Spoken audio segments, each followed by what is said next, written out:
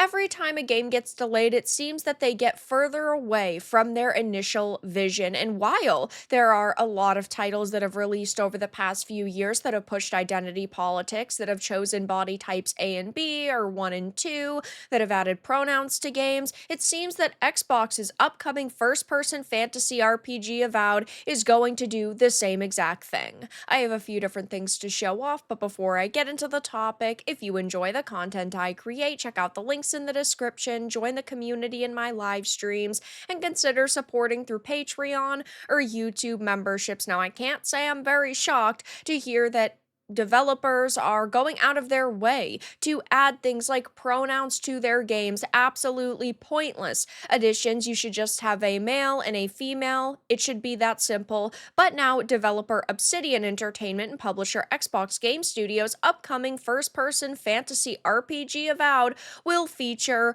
pronouns. Now, this is happening a lot in video games right now when companies are making games and they're focused more on providing identity politics than a genuinely amazing high quality experience. Look at Dragon Age the Veilguard. The character creator was Mental Illness Simulator. You got to choose pronouns. You could add top surgery scars when you got in the game. You had characters like Tosh who were not really characters that were well written. They simply existed in order to push a specific narrative, to add terms like non-binary into the game, which is absurd. I don't want modern terminology in my video games, especially when we're talking about a dragon fantasy game. I don't want to hear about transgender, non-binary. I shouldn't have to pick my pronouns. But we're seeing on character sheets that yes, characters do feature, at least in this menu, pronouns.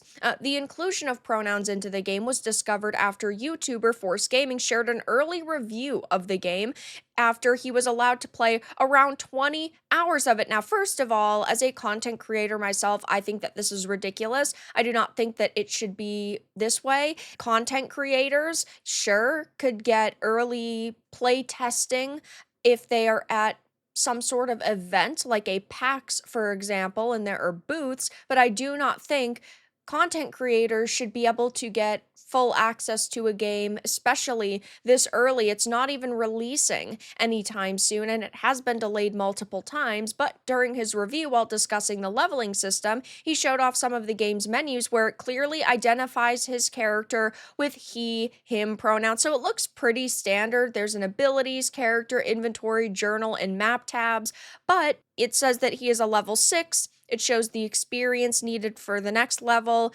war hero, and then he/him.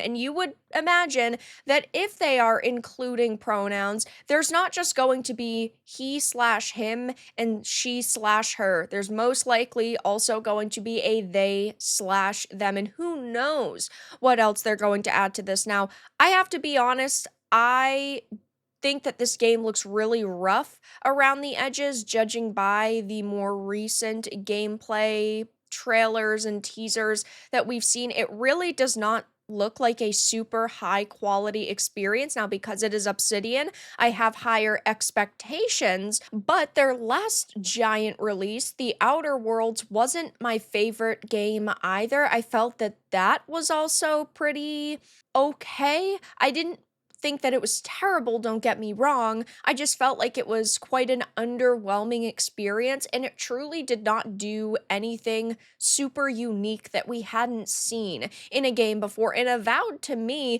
looks similar to something like Skyrim in terms of the magic system and the first-person combat, but I just don't think that it looks like a super high-quality experience. Maybe once it comes out, the pronouns really won't matter, and it will be an absolutely fantastic video game, though seeing this already is pretty worrying because this is the direction that the mainstream industry has headed in over the past couple of years, pushing things like gender ideology when people just want really great, high quality experiences. But to top that off, we never had heard anything like this was going to be featured in the game, though now it is, and it's a little bit suspicious because Microsoft, Xbox Game Studios' parent company obviously, has made it abundantly clear it wants to normalize this.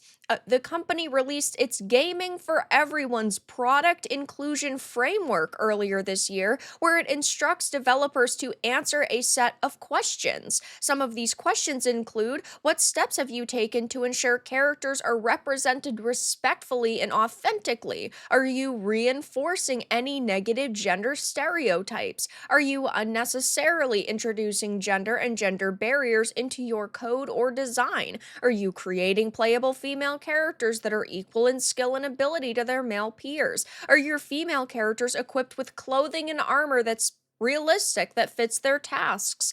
Do they have exaggerated body proportions? When the story allows, do you show male characters who display a full range of emotions, including joy, sadness, and vulnerability, which is absolutely fucking ridiculous? Developers should not need companies to hold their hands. If a developer and a team of creatives make something that they feel confident in, that should be the end of the story. But because Microsoft decided to release this inclusion framework earlier this year, it's led a lot of people to question, what were the games like before developers actually had to take these pieces of information, these rules, into consideration. I personally hate hearing this, that developers cannot tell the story they want because they are being controlled by their parent companies and by higher ups at companies. If a developer feels confident in the content that they've made, that should be at the end of the story. That should be what they're releasing.